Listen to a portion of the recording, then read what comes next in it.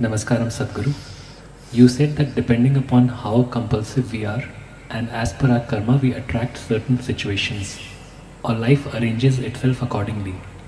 But for an enlightened being who has no karma, what determines the nature of situation he or she gets into or the way life pans out? We have seen you face some of the most challenging situations. What is the mechanics behind this?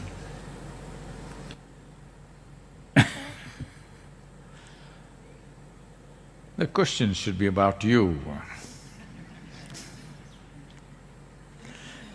So, whoever told you an enlightened being does not have karma? An enlightened being has immense karma, much, much more than others. Yes. Because without karma, if you're at a certain level of energy, without a certain weightage of karma, you cannot remain grounded. This is why 90% of the time enlightenment and leaving the body happens at the same time. Because if you do not consciously ground yourself with substantial, weighty kind of karma, then you cannot stick to the body. First thing to understand is that karma is not some negative trash. It's only because of karma you are who you are. When we say karma, we are talking about layers and layers of memory which makes you who you are. There is evolutionary memory which makes you a human being. Suppose your body lost its evolutionary memory, well, you may start crawling because you are a human being not by knowledge, by a huge amount of evolutionary memory invested in every cell in your body which makes you be human. You have seen when we do certain programs which are connected to getting into or putting our fingers into deep levels of karma like samyama, certain people start crawling, certain people start doing things. This is simply because we are sinking certain things deep inside, it's touching their evolutionary karma and things are happening.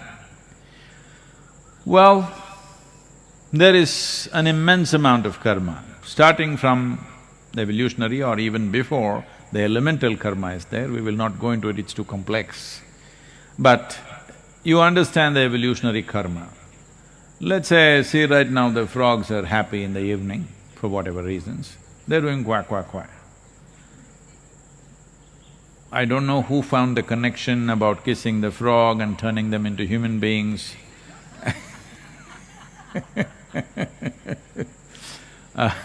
all those things, but suppose you lost your evolutionary karma and somewhere around amphibious life, somewhere around a frog, you stopped.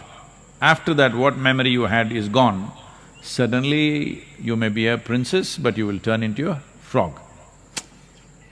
Yes? Because it's this memory which is so invested in every cell in your body, which gives you a human form and a sense of being human being. So who you are, essentially, the shape and form of you is just karma, because it's memory. Like this, there are many levels of it, I will not go into all of it. Now, there is a genetic karma. Because of that, you have a particular kind of nose, a particular kind of a skin, particular behavioral aspects, certain amount of capabilities and incapabilities, genetic karma is there. After that, your own stuff is there, articulate, inarticulate, and now conscious karma. Now, karma is not a negative thing if you know how to use it. But if you do not become conscious enough to use it, then it runs like a software. Let us say there is a software on the computer you use or the phone that you use. I think computers are gone.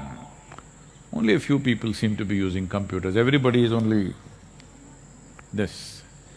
So, phone is a computer in a way. So whatever software that is on it,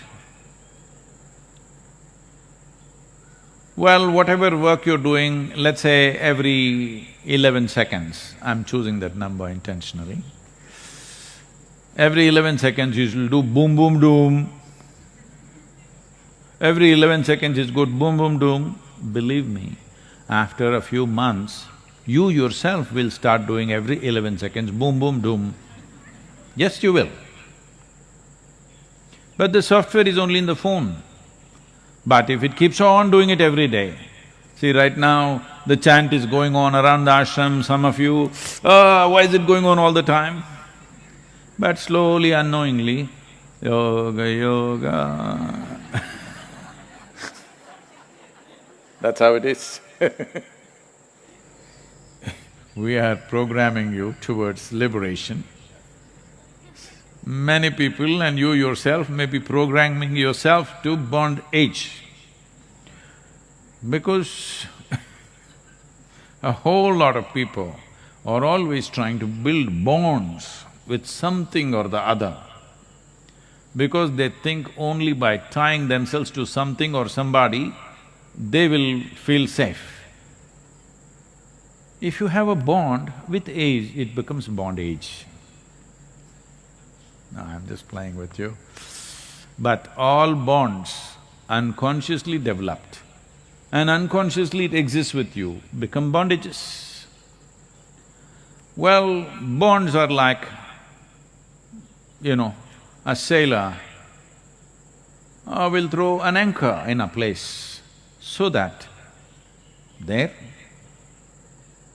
in case there is a small storm, the boat doesn't go away somewhere, so you put an anchor. It's a very good thing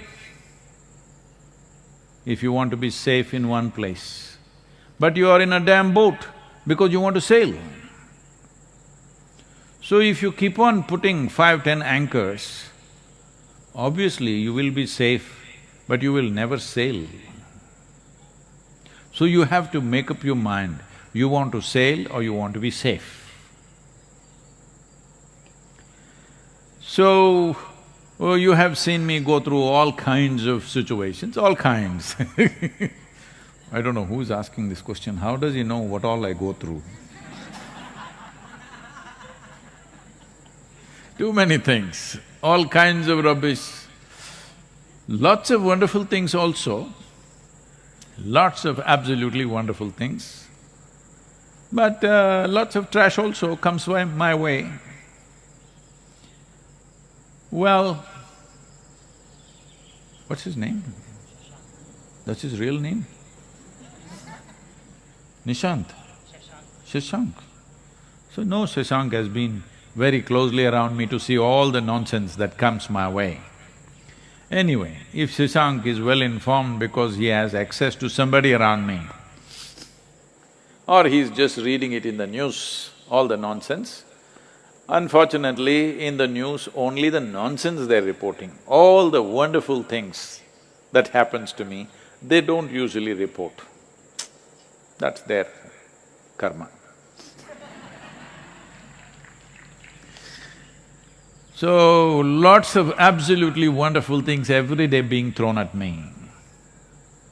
If nobody throws anything, anyway I sit very wonderful wherever I am. But some trash also comes my way. Well, the trash is coming not simply because when you have nothing to lose and nothing to gain, you can do whatever you want. Either you can go sit in a mountain cave, simply blissed out, or you can get active in the world, you can do many things. You can be somewhat active, somewhat withdrawn, or all out active, depends. What's your choice? My choice has been shaped by the needs in the world, not by my whim. till till I consecrated Dhyanalinga, there was only one intent. Because I'm somebody's slave, I don't want to tell you all those terrible things which have been beautiful to me. A man who doesn't even want to touch me with his foot, he touches me with a stick, I served that man for 3 lifetimes. So, that's a terrible story, but with fantastic results. Because I'm result-oriented, I value the result, I don't resent the touch with the stick. Many of you have these issues, that's why I'm telling you. Sadhguru didn't even look my way. He doesn't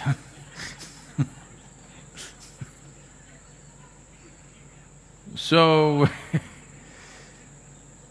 because my activity since Dhyanalinga, till then I was not bothered about anything else, just one thing. I thought that's it and with that I will even end.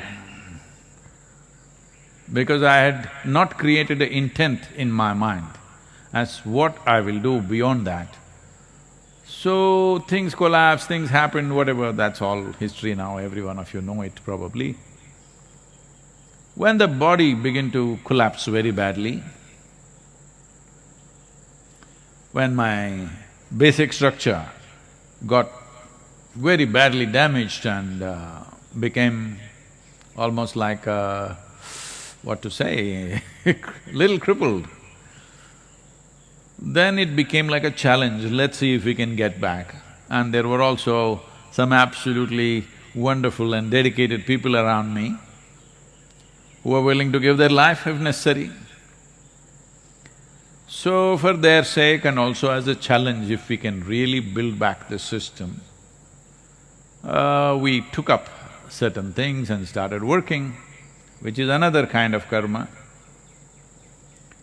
Well, those of you who have seen me since 99, that is 1999,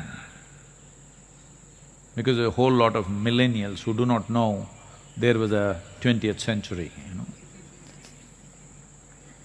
So in the year 1999, if you had seen me, and today you're seeing me, well, in terms of physical well-being, I'm leaps and bounds ahead of what I was 20 years ago. In 20 years, decline should have happened, but in 20 years, I'm way better than what I was. It's clearly visible in every way. So, once we successfully built back the system, then the question was, okay, what the hell do we do? My long-term dream, you know, that I will ride away across the world. Not a care in the world, simply full tank, open road, gone. That was the dream of that time. Even if my stomach was empty, it didn't matter. Motorcycle tank was full, road was empty, this virus time, this lockdown time, should be really nice to ride. Almost every road is like a racetrack, but I'm not allowed to ride, so So, that dream I thought, shall I revive? But all the people around me, without them I wouldn't have had the intent to go through that enormous striving that it took of almost 3 years or 3.5 years to build back the system. I wouldn't have had the intent without all these people looking hopefully at me. If I didn't have that, I wouldn't have had the intent to build it back. So then naturally got involved with people, their spiritual process. Then when you went to teach spiritual process, then you saw people are hungry, somebody is sick,